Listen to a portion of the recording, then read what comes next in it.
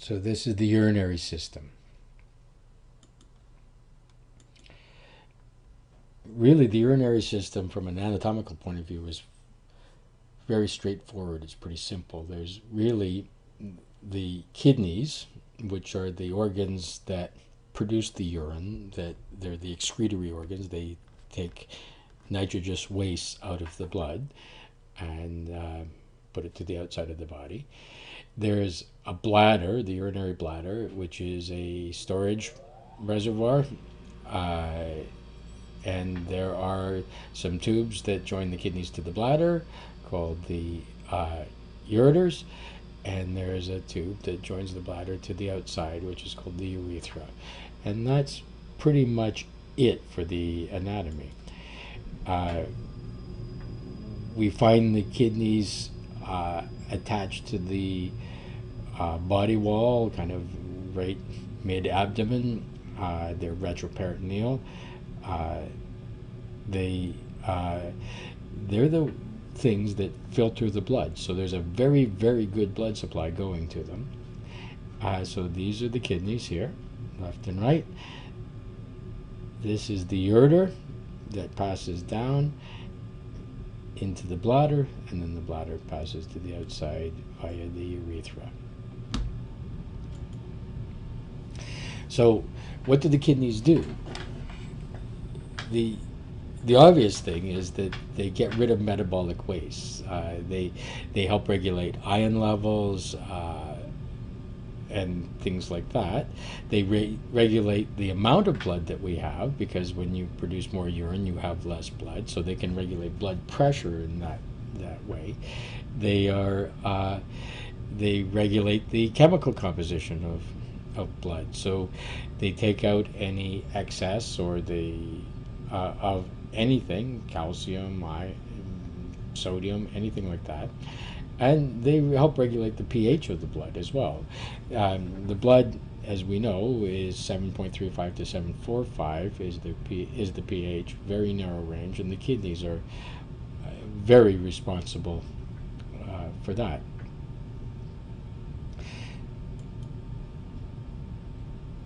But there's other things that happen in the kidneys. One of them is gluconeogenesis.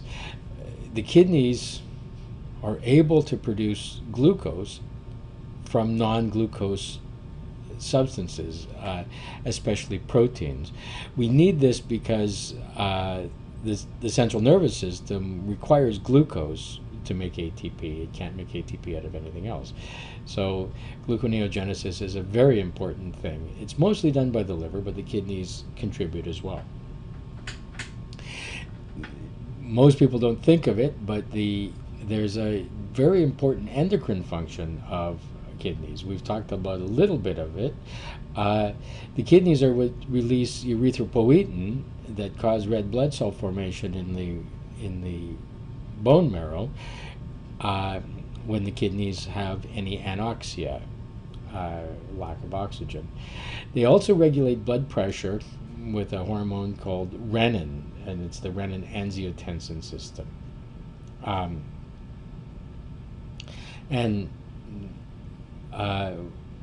Which we'll talk about more, or we have talked about actually, a fair amount.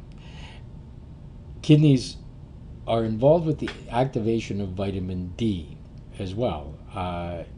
Vitamin D is synthesized in the skin from cholesterol, from the energy of sunlight, but it is synthesized in an inactive form, and as we need it, it's activated in the kidneys. So if you have a patient that has kidney disease, not only are there are going to be problems of toxins and metabolic waste buildup, there's going to be maybe ionic balances are incorrect, pH incorrect, the chemical composition of the blood not correct, and that's what dialysis takes care of. These people often will have blood sugar issues because of kidney function, and they will have endocrine issues. They will probably suffer from anemia because of the lack of erythropoietin, and they need to take active vitamin D. So when you go to and blood pressure. So when you go to a dialysis unit, the dialysis is taking care of the regulation of the contents of the blood. But all of those patients are taking blood pressure medication. They're taking B12 shots, and they're taking activated vitamin D, uh, and they're probably taking an artificial erythropoietin called EPO that is designed to limit anemia. So, as I said before, the kidneys are found retroperitoneally. They're found attached to the posterior body wall in the abdomen. The right kidney is slightly lower than the left, and that's because the liver is a very large organ and kind of pushes the kidney down. Uh, the they're shaped like a kidney bean. They have a convex lateral side and a concave medial side, and we call that concavity the hilum. Uh, and inside the hilum, there's an opening called the sinus.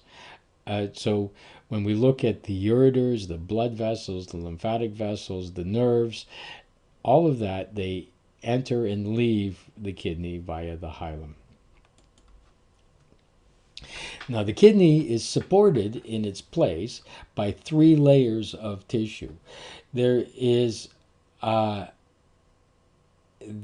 there is an anchoring dense connective tissue, dense fibrous connective tissue called the renal fascia, and it's basically what holds the kidney in place. And then inside of the fascia is this layer of fat uh, called the perirenal fat capsule. And basically, it acts to hold the kidneys in place and cushion them, protect them a little bit.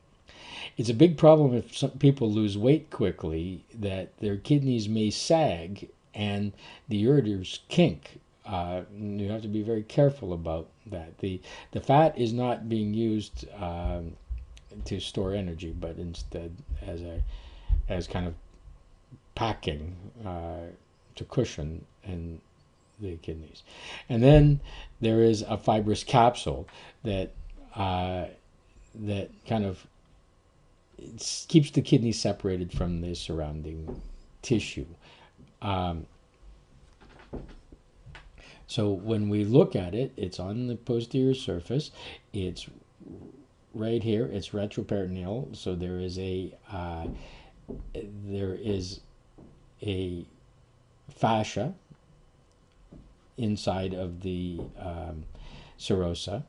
There is a fat deposit that holds it in place, and then there's a fibrous capsule right on the surface of the kidney itself. If we were to dissect the kidney, cut it in half, we would see that there's a renal cortex and a renal medulla. So the cortex is the superficial that's around the outside. The medulla is in the center. And when you look at it, it's divided up into a number of lobes, with each lobe encompassing one pyramid, which is a cone-shaped part of the medulla.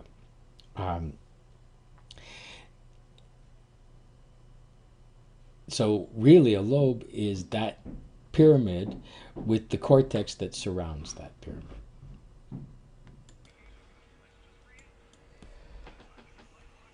At the tip of each medullary pyramid, there is a nipple, and it's called the papilla.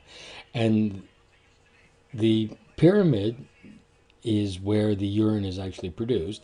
So the papilla is where that urine is released into the what's called the minor calyx. But that's outside of the body.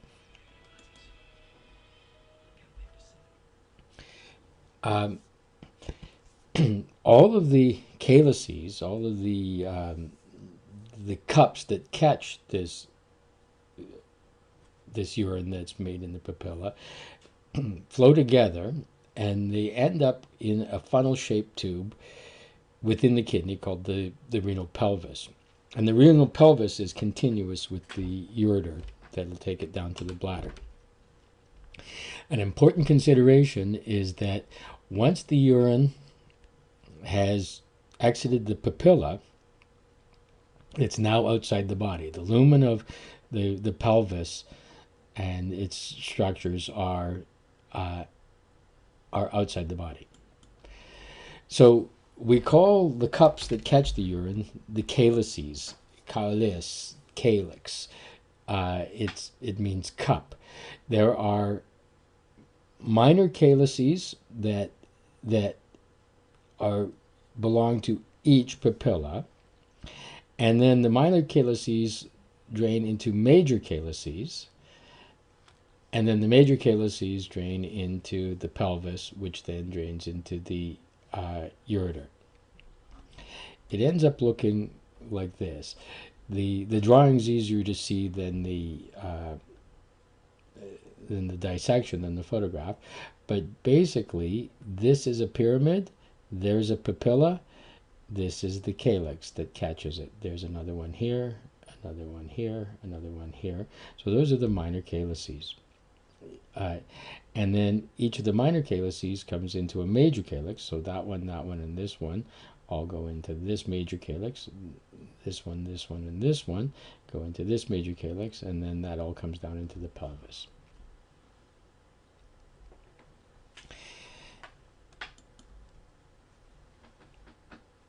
Innervation isn't as important to kidneys. There's a sympathetic innervation, and it slightly modifies what the kidneys do. But what the kidneys do is a lot of filtration of blood. So the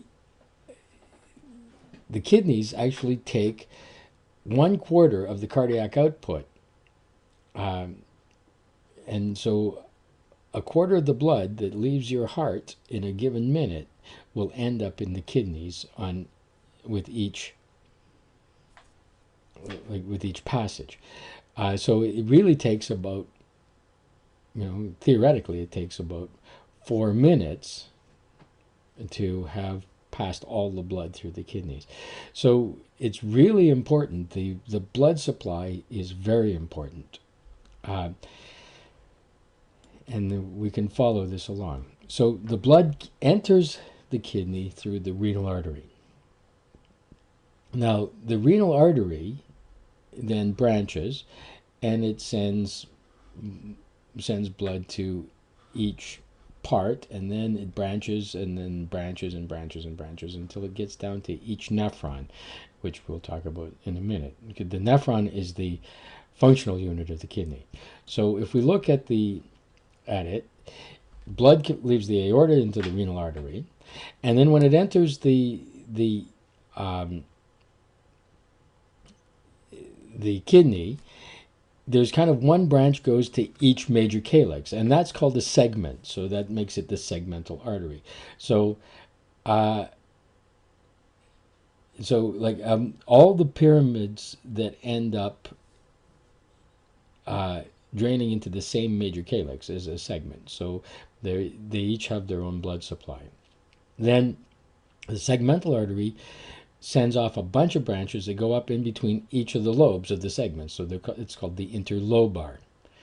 And then when it reaches the cortex, it arcs around the top of the cortex. So we call that the arcuate. Now, then off the arcuate, we have arteries that radiate out into the cortex from that will feed each of the groups of glomeruli, the nephrons. Off the radiate artery are little arterioles, and they're called the afferent arterioles, and we'll get to those more in a minute. But the afferent arterioles feed a capillary bed that's in the nephron of the kidney called the glomerulus. Then the glomerulus is drained by another arteriole called the efferent arteriole. This is important. There's only one place in the body where there is an afferent and an efferent arteriole. The glomerulus is a bed of capillaries that's actually drained by an arteriole. And that's because the efferent arteriole then feeds a bunch of capillaries that surround the tubes of the nephron, called the peritubular capillaries. Some of them are straight, so they're called the vasa recta. But collectively, they're the peritubular capillaries. And then those capillary beds are drained by venules that go to the radiate vein, which then drain into the arcuate vein, which drain into the interlobar vein, which drains to the renal vein and back to the inferior vena cava. So, aorta to renal artery to segmental artery to interlobar to arcuate to the radiate, the arterioles, glomerulus, efferent arteriole, peritubular capillaries, and then into the veins. Cortical radiate, arcuate, interlobar, renal, and back to the vena cava. Takes approximately 1/4 of the blood of cardiac output. As I said before, nephrons are the structural and the functional units of the kidneys. It's what produces the urine.